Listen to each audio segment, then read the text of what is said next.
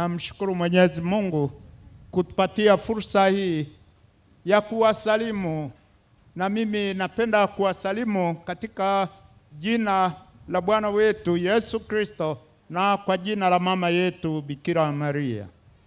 Mimi ni askofu mkuu mstaafu wa Jimbo Kuu Katoliki la Arusha.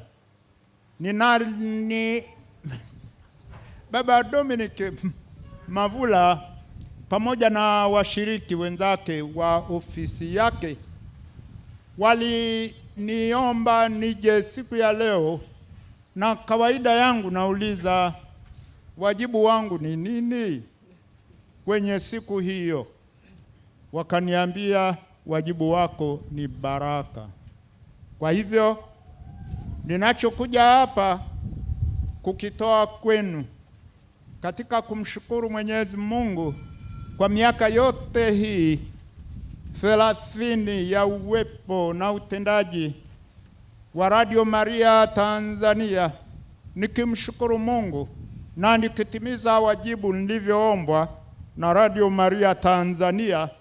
Ni hili, nimetafakari juu ya baraka, nikaomba Mwenyezi Mungu abariki kazi yake njema hii, alafu awabariki marafiki wa Radio Maria, na sio hao tu, awabariki wote ambao kwa namna moja au kwa namna nyingine wamenufaika na radio hii takatifu na ambayo haina ubaguzi wa aina yoyote ile. Ndugu zangu, neno baraka nimelifikiria kidogo, lakini nikajua kumbe ni azma yake Mwenyezi Mungu kuwabariki watu. Sasa mimi ni nani ninapoambiwa nije hapa nikatoe baraka? Na ndilo hasa napaswa kulifanya. Niliporejea katika vitabu vitakatifu, katika kitabu cha Hesabu sura ile ya 6 aya ya 22 mpaka ya 27, nikatambua kwamba Mungu anataka watu wake wabarikiwe. Kazi yenu ina baraka yake. Alimwambia Musa, nataka watu wangu wabarikiwe. Na sikubarikiwa tu, maana yake ni nini? Wapate fanaka tu na nini? Alitoa hata namna anavyotaka watu wake wabarikiwe. Majalimu ya Biblia yapo, lakini la msingi ni hilo neno. Mungu anamwambia Musa, Hesabu 6:22 mpaka 27, anamwambia Musa, nataka watu wangu wabarikiwe hivi.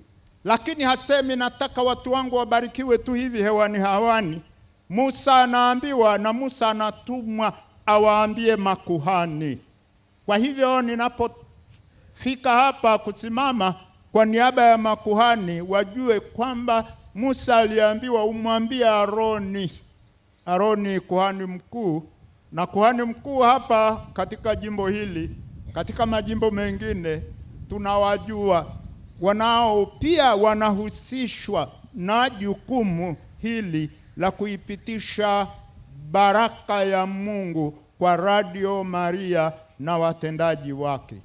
Anasema hivi, anasema nataka watu wangu wabarikiwe hivi, na hili liwafikie viongozi wote, makuhani wote, na wale tunaoshiriki ukuhani wa Kristo kwa namna ya pekee, wawe ni waamini walei kwa namna yao, wawe ni waamini watawa kwa namna yao, au ni waamini wa klero kwa namna yao. Lakini tunaambiwa hivi, Mungu anataka moja, ni tatu hivi nafikiria. Anasema moja, nataka watu wangu wabarikiwe hivi. Uwanyoshe mkono wako, Bwana awabarikie na kuwalinda. Hiyo ni ya kwanza jamani, mbarikiwe.